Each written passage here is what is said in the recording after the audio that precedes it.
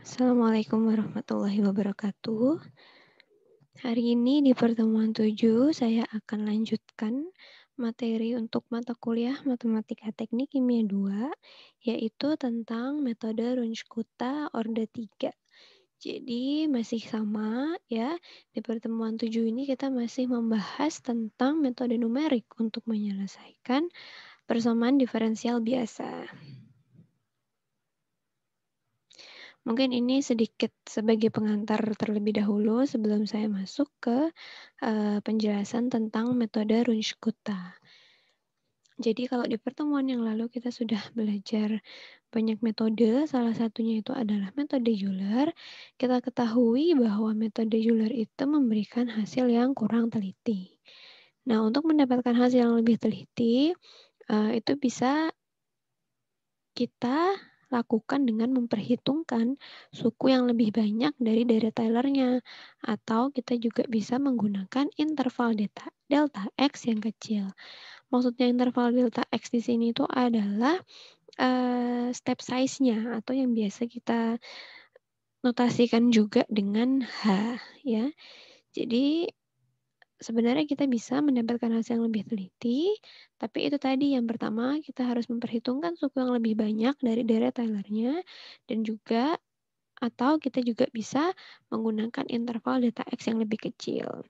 Namun dari kedua cara ini ada beberapa kelemahan. Yang pertama, perhitungan suku yang lebih banyak ini memerlukan turunan yang lebih tinggi dari fungsi nilai X-nya. Sementara itu, dengan menggunakan interval delta X yang kecil, ini akan menyebabkan waktu perhitungan itu lebih lama atau lebih panjang. Nah, di sini metode Runge-Kutta itu dapat digunakan untuk kita mendapatkan hasil dengan ketelitian yang lebih tinggi. Selain itu juga metode Runge-Kutta kelebihannya kita tidak perlu menurunkan fungsi ya. Jadi fungsi yang sudah kita punya itu tidak perlu kita turunkan untuk bisa mendapatkan hasil penyelesaiannya. Itu adalah kelebihan dari metode Runge-Kutta. Nah, jadi di sini kita akan mempelajari tentang metode Runge-Kutta ya. Nanti di sini perlu kalian ketahui juga bahwa metode Runge-Kutta ini ada beberapa tipe dan dia itu tergantung pada nilai N yang digunakan. Misalnya untuk N-nya sama dengan 1, maka kita sebut dengan metode Runge-Kutta orde 1. Begitu juga kalau misalnya N-nya 2, berarti Runge-Kuttanya orde 2 dan seterusnya. Nah, di sini di pertemuan 7 ini kita akan fokus membahas tentang metode Runge-Kutta orde 3 ya. Jadi di sini saya akan langsung tunjukkan persamaannya untuk metode Runge-Kutta orde 3. Di sini kalian bisa lihat bahwa ada persamaan umum ini. YI tambah 1 sama dengan YI tambah 1/6 K1 tambah 4K2 tambah K3 dikalikan delta X. Nah, delta X di sini ini adalah step size-nya atau intervalnya tadi ya. Atau kalau misalnya di pertemuan sebelumnya kita biasa sebut dengan H. Oke. Kemudian di sini ada K1, K2, dan K3. Untuk nilai K ini ada persamaannya sendiri. Untuk K1 itu merupakan fungsi dari XI dan YI. Ya. Sementara untuk K2 merupakan fungsi dari ini. Jadi di sini kalian perlu ketahui bahwa ini kan fungsi dari X, Y. Nah, kemudian untuk nilai K2 ini ada fungsi dari X1 tambah setengah delta X. Ini dia sebagai X-nya ya.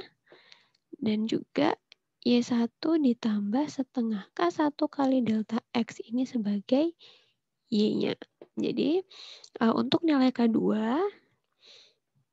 nilai X dan Y-nya adalah ini. Jadi nanti untuk nilai X-nya kalian masukkan XI ditambah setengah delta X, kemudian untuk Y-nya itu adalah YI ditambah setengah K1 dikali delta X. Kemudian untuk K3 juga sama, merupakan fungsi dari X dan Y, tapi di sini untuk nilai X-nya itu adalah XI ditambah delta X, sementara untuk nilai Y-nya adalah YI dikurang K1 delta X ditambah 2 K2 delta X. Ini adalah untuk nilai Y-nya. Jadi pada dasarnya untuk nilai K1, K2, dan K3 ini adalah fungsi dari X dan Y, ya. Tapi perbedaannya adalah untuk K1 tadi, X dan Y-nya itu ini tergantung dari nilai XI dan YI-nya. Sementara kalau untuk K2, nilai X-nya adalah ini, nilai Y-nya adalah ini. Dan untuk K3, nilai X-nya adalah ini, nilai Y-nya adalah ini. Dari persamaan di atas ini, kita bisa lihat, ya, di sini kan ada K1, K2, dan K3. Nah, persamaan ini menunjukkan bahwa nilai K ini mempunyai hubungan yang berurutan. Ya, jadi nilai K1 itu muncul dalam persamaan untuk menghitung K2.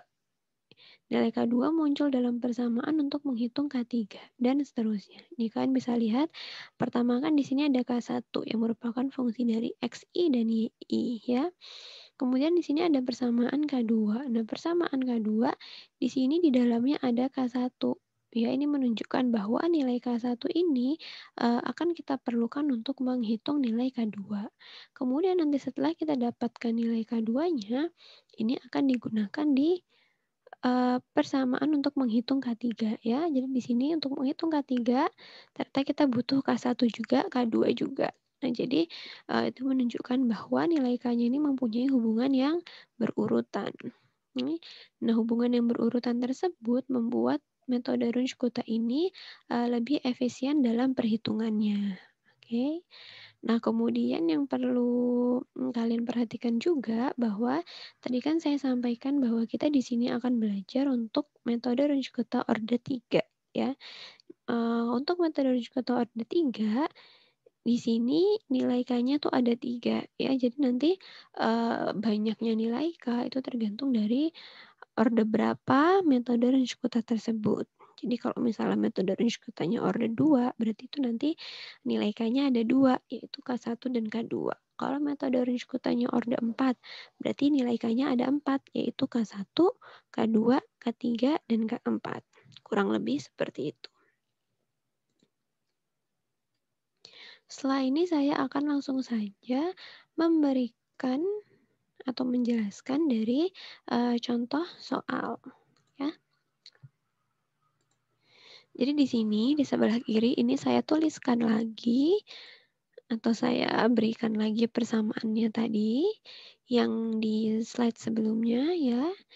Kemudian di sini ada contoh soal, di sini ada turun persamaan diferensial minus 2x pangkat 3 ditambah 12x kuadrat dikurang 20x ditambah 8,5.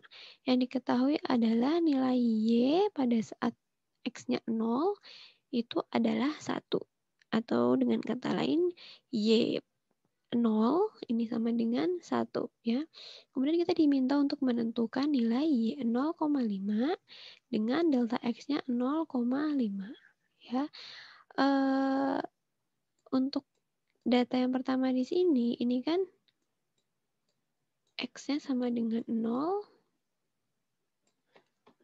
y-nya sama dengan 1. Kan?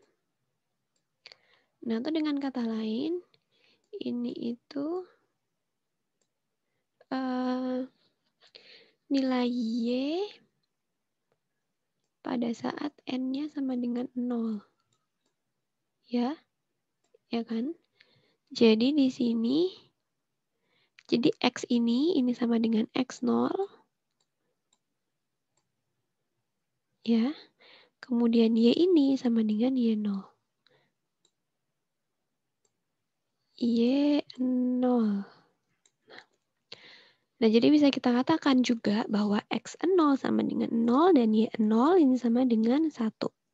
Karena ini kan pada saat N-nya sama dengan 0. Sekarang kita diminta untuk menentukan nilai Y 0,5. Berarti ini kan pada X sama dengan 0,5.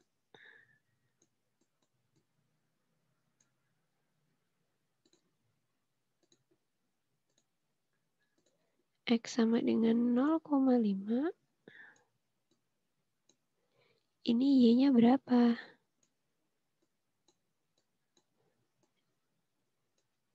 Gitu kan? Nanti akan kita lihat gimana cara menyelesaikannya. Oke, kita lanjutkan. Tadi kan di sini diminta untuk menghitung nilai Y pada saat X-nya 0,5.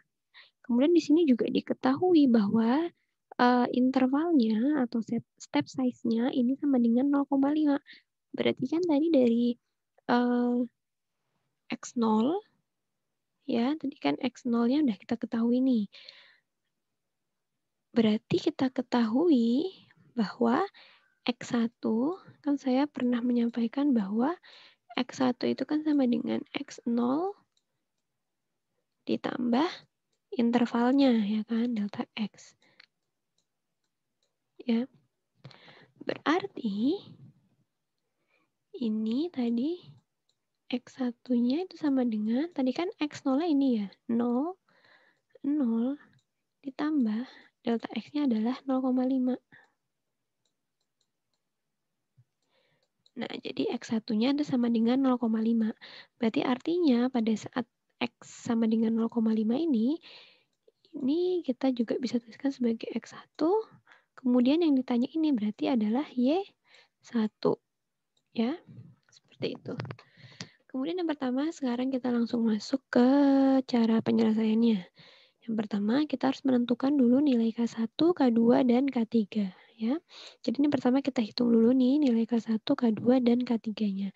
Di sini diketahui bahwa, mungkin sebelum saya masuk ke nilai K-nya, kalian perhatikan dulu untuk persamaan umumnya yang ini ya. YI plus 1 sama dengan YI ditambah 1/6 kali K1 tambah 4K2 tambah K3 dikali delta X ya. Di sini kan tadi yang diminta untuk dicari adalah Y1-nya, ya kan? Berarti kita bisa tuliskan di sini Y1 sama dengan, ini kan karena I plus 1 di sini kan sama dengan 1. Berarti kalau I-nya aja berarti kan sama dengan 0 kan? Berarti Y0 tambah dan seterusnya. Tambah 1/6 dan seterusnya ya. Berarti di sini kita tahu bahwa Y-nya adalah Y0 ya. Sekarang kita masuk ke persamaan untuk menentukan nilai K-nya. Pertama di sini ada K1 sama dengan fungsi dari XI dan YI. Nah, karena tadi kita udah ketahui I-nya di sini tuh kan adalah 0 ya. Jadi ini kita bisa juga tuliskan K1 sama dengan fungsi dari X0, Y0. Ya. Nah, di sini saya tulis di sini K1 sama dengan fungsi dari X0, Y0. Kemudian kita masukkan nilai X0-nya dan Y0-nya ke dalam persamaan diferensial ini. Nah, jadi dy per dx ini kan adalah, seperti yang sudah pernah saya sampaikan juga, persamaan ini adalah fungsi dari X, Y. Ya. Jadi ketika nanti kita menuliskan fungsi dari X0, Y0, berarti kita gunakan persamaan yang ini. Nanti untuk nilai X-nya dimasukkan X0, dan kalau misalnya ada Y-nya dimasukkan Y0. Tapi berhubung ini tidak ada nilai Y-nya, maka kita hanya memasukkan nilai X0 ke dalam persamaan diferensial. Oke? Jadi di sini ada minus 2X pangkat 3. Berarti minus 2X0 pangkat 3 ditambah 12X kuadrat, berarti ditambah 12X0 kuadrat, kemudian dikurang 20X0 ditambah 8,5 ya. Di sini kita masukkan X0-nya karena kita udah tahu tadi X0 ini kan sama dengan 0, ya, berarti minus 2 dikali 0 pangkat 3, ditambah 12 kali 0 pangkat 2, dikurang 20 kali 0, ditambah 8,5, hasilnya adalah 8,5. Ini adalah nilai K1-nya. Oke. Kemudian sekarang nilai K2-nya. Nah, di sini tadi saya katakan bahwa ini adalah untuk nilai X-nya, ya, dan ini adalah untuk nilai Y-nya. Jadi dia tetap merupakan fungsi dari X dan Y, cuman untuk nilai X-nya kita tentukan dari sini. XI ditambah setengah kali delta X, ya. Tadi berhubung di persamaan ini tidak ada nilai Y-nya, maka kita mungkin bisa langsung fokus aja ke nilai X-nya, ya. Nah, jadi di sini fungsi dari XI-nya tadi kan sama dengan X0 ya. Berarti X0 ditambah setengah kali delta X. Delta X-nya adalah 0,5, berarti setengah kali 0,5. Kemudian di sini juga saya tuliskan, jabarkan, walaupun tidak dipakai ya. Biar kalian paham juga, di sini ada YI, berarti dia Y0 ditambah setengah K1 kali delta X, di mana delta X-nya tadi adalah 0,5. Ya. Kemudian yang tinggal kalian hitung, di mana di sini X0-nya tadi sama dengan 0, ditambah setengah kali 0,5. Berarti ini tuh hasilnya adalah 0,25. Sementara hasil hitungan yang ini, Y0 tadi kan sama dengan 1 ya ini. Y0 sama dengan 1 ditambah setengah kali. K1-nya adalah ini 8,5 dikalikan 0,5. Hasilnya adalah 3,125. Jadi di sini kita masukkan nilai 0,25 tadi ini ya. Nih. Kita masukkan nilai X-nya 0,25 pada persamaan diferensial yang ini. Jadi minus 2 kali 0,25 pangkat 3 ditambah 12 kali 0,25 kuadrat dikurangi 20 kali 0,25 ditambah 8,5. Hasilnya adalah 4,219. Kemudian kita sekarang masuk ke perhitungan K3-nya. Jadi di sini sama ya. Ini untuk X-nya, ini untuk Y-nya. Nah, untuk X-nya, di sini adalah XI ditambah delta X. Tadi kan karena XI-nya itu sama dengan X0, maka di sini saya tulis X0 ditambah delta X. Ya. Kemudian nanti untuk yang Y-nya juga tinggal menyesuaikan. Di sini ada Y1, berarti dia Y0. Ya, dikurang K1 dan seterusnya. Oke. Sekarang berarti ini kan tadi karena X0-nya ini sama dengan 0, ya. Delta X-nya ini sama dengan 0,5. Maka kita bisa hitung bahwa untuk nilai X yang sama dengan 0 ditambah 0,5. Ya. Jadi di sini nanti kita masukkan nilai X-nya sama dengan 0,5. Nah, jadi dari persamaan diferensial yang ini, kita masukkan nilai X-nya di sini dengan 0,5. Jadi persamaannya menjadi minus 2 dikali 0,5 pangkat 3 tambah 12 kali 0,5 kuadrat dikurangi 20 kali 0,5 ditambah 8,5. Hasilnya adalah 1,25. Ya, jadi itu adalah cara untuk kita menentukan nilai K untuk menyelesaikan PDB dengan metode Runge-Kutta. Nah, setelah kita mendapatkan nilai K-nya, langkah berikutnya adalah kita gunakan persamaan yang ini, persamaan yang atas. Kita lanjut, ya. Kita gunakan persamaan yang ini. Oke.